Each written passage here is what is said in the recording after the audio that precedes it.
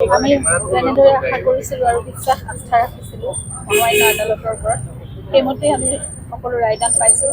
আৰু আজি মই সোমাওঁতেও আপোনালোকে সোধোতে মই এইটোৱে কথা কৈছোঁ যে ভগৱান যাৰ সত্যৰ পক্ষতে থাকিব আৰু সেই ধৰণে আমি বিচাৰ পাইছোঁ।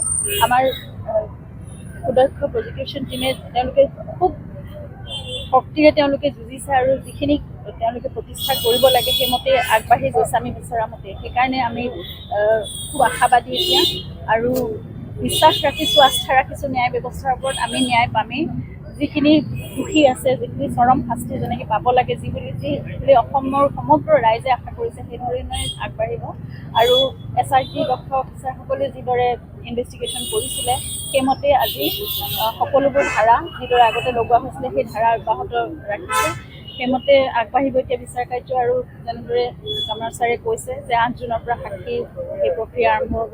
গতিকে অতি শীঘ্ৰে মই ভাবোঁ খুব সোনকালে এই সাক্ষী প্ৰক্ৰিয়া আৰু সাক্ষী অৱশ্যে বহুত বেছি, কাৰণ 394 জনৰ ভিতৰত হয়তো তেওঁলোকে সম্পূৰ্ণ সাক্ষী নামাতিবও পাৰে, কিন্তু যিখিনি প্ৰয়োজন সেইখিনি তেওঁলোকে মাতিব। গতিকে এই প্ৰক্ৰিয়াটো অলপ দীঘলীয়া হ'ব। আমি ধৈৰ্যৰে বাট চাম, আস্থাৰে আশাৰে পুনৰ বাট চাম আৰু ভগৱান আমাৰ লগত থাকিব। ন্যায় ব্যৱস্থা আমাক উচিত ন্যায় দিব, সেইটো আমি আশা কৰিছোঁ। আৰু দোষীয়ে চৰম শাস্তি পাব, উচিত শাস্তি পাব।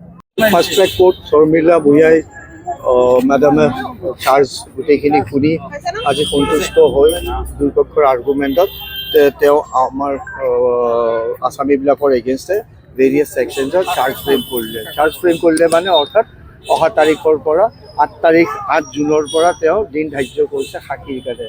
এতিয়া আচল কেছটো চলিব, ট্ৰাইল হৈ বুলি কয়, সেইখিনি ট্ৰাইল 8 তাৰিখৰ পৰা চলিব।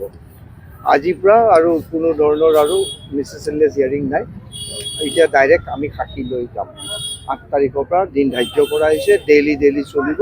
আৰু সেইমতে আমাক ডাইৰেকশ্যনো দিছে যে আমি যাতে সাক্ষীখিনি একেলগে লিষ্টখন দি দিওঁ, অনাৰেবল কোৰ্টে সাক্ষীখিনি সেইমতে মাতিব।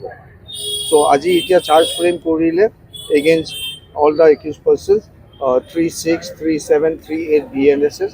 36টো হয় whenever an act is criminal only by reason of it being done with criminal knowledge or intention is done by several persons.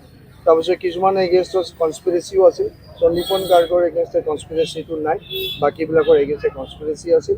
আৰু যাৰ যি ওপৰত চাৰ্জশ্বিটখন দিয়া হৈছিল সেইমতে কোৰ্টে সন্তুষ্ট হৈ আজি চবৰে এগেইনষ্টে চাৰ্জশ্বিটত দিয়া ধাৰা মতেই চাৰ্জ ফ্ৰেম কৰিছে। অৰ্থাৎ পুলিচে ইনভেষ্টিগেট কৰাখিনি ঠিকে পাইছে, সেইকাৰণে চাৰ্জটো ফ্ৰেম কৰিছে। আৰু আমাকো শুনিছিল, দুই পক্ষকো সেই পক্ষকো শুনিছিল, অৰ্থাৎ দুই পক্ষক শুনিয়ে চাৰ্জটো ফ্ৰেম কৰিছে। আৰু আজি জেলত তেওঁলোকক ৰেড অভাৰ কৰি দিছে যে আপোনালোকৰ এগেইনষ্টে এই চাৰ্জ ফ্ৰেম কৰা হ'ল, আপোনালোকে দুখ স্বীকাৰ কৰে নে নকৰে। সেই অনাৰেবল কোৰ্টত তেওঁলোকে উত্তৰ দিলে যে আমি দুখ স্বীকাৰ নকৰোঁ, আমি ট্ৰাইলৰ কাৰণে প্ৰস্তুত আছোঁ, আমাৰ এগেইনষ্টে ট্ৰাইল চলিব লাগে। সেইকাৰণে অহা ডেটটো ধাৰ্য কৰিছে 8 June. So' charge frame is a different parameter আৰু বেইলটো ডিফাৰেণ্ট কেটেগৰী। তো এতিয়া চাৰ্জৰ অৰ্ডাৰটো বাইদেউ 28 তাৰিখে দিয়া আছিল, যিহেতু বকৰিদত বন্ধটো ঘোষণা কৰিলে, সেইকাৰণে মষ্ট প্ৰবলি 29 তাৰিখত দিব। কাৰণ আজি বাইদেউক একো ইংগিত দিয়া নাই, হয়তো 3টা বজাত তেওঁ যেতিয়া কোৰ্টৰ অৰ্ডাৰটো দিব নানাকে, তেতিয়া আমি চাম যে তেওঁ সেইটো কি দিন আকৌ পুনৰ ধাৰ্য কৰিছে। আৰু এতিয়াৰ পৰা সাক্ষী প্ৰক্ৰিয়া আৰম্ভ হ'ব। সাক্ষী প্ৰক্ৰিয়া ফুল্লি আৰম্ভ হ'ব। আমাক লিষ্ট দিব দিছে আৰু সঘনে বেছিকৈ সাক্ষী মাতিব দিছে আৰু লিষ্ট অফ উইটনেছখনো আসামীবিলাকক দিব কৈছে। তো আমি তেওঁ কৈছে যিহেতু দিন এবাইজ লাগিব।